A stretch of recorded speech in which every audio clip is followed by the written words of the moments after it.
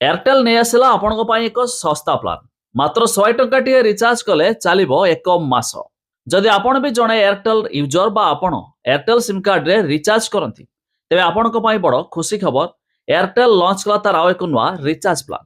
तेरे यही प्लान रे आपण को मिलिबो कौन कौन बेनिफिट जहाँ आम डिटेल रे जानिबा शेष पर्यंत देखंतु ता पूर्व वीडियो को लाइक करंतु सब्सक्राइब करना थिले एबे सब्सक्राइब करी पाखर थिबा घंटी चिन्ह को दबाइ दियंतु तबे आपण भी चाहिले निज मोबाइल जरिया देखि पारिबे से सब प्लान गुड़िक तबे मु आपनका सामने एयरटेल रो ऑफिशियल वेबसाइट ओपन करछि जेउठी मध्य आमे समस्त रिचार्ज प्लान विषय देखि पारिबा खास करी जानि रखंतु एबे आगो को आसीबा को होछि आईपीएल सीजन माने प्राय 2.5 रु 3 मास पर्यंत आईपीएल चलिबो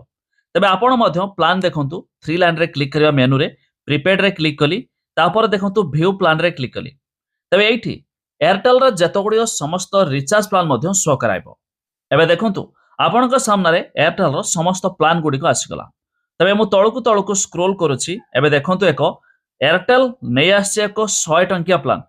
तबे जदि आपण भी 100 टंका टे रिचार्ज करिवे आपनको देखंतु 5 जीबी डाटा मिलिबो वैलिडिटी रहिछि 30 दिन तबे एथिरे खास होछि जियो हॉटस्टार मोबाइल सब्सक्रिप्शन मिलिबो 30 दिन पर्यंत तबे जियो हॉटस्टार सब्सक्रिप्शन पैक पूर्वरु केवल रिलायंस जो देउथला किंतु एबे भी मध्य एयरटेल भी दे दउछि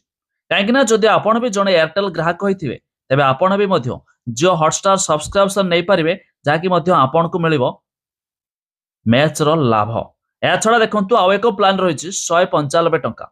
एथिरे आपण को 15 जीबी डाटा दे दबो आ या छडा एथिरे आपण जियो हॉटस्टार मोबाइल सब्सक्रिप्शन 3 मास पर्यंत मिलिबो अर्थात 90 डेज पर्यंत मध्य मिलिबो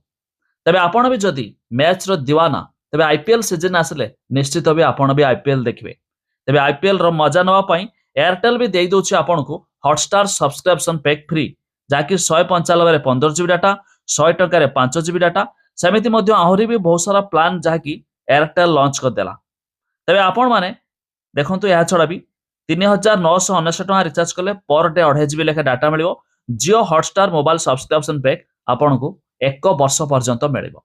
तबे आपण माने एयरटेल रे केते टंका लेखा रिचार्ज करंती ता निहाती कमेंट करी जणाबे।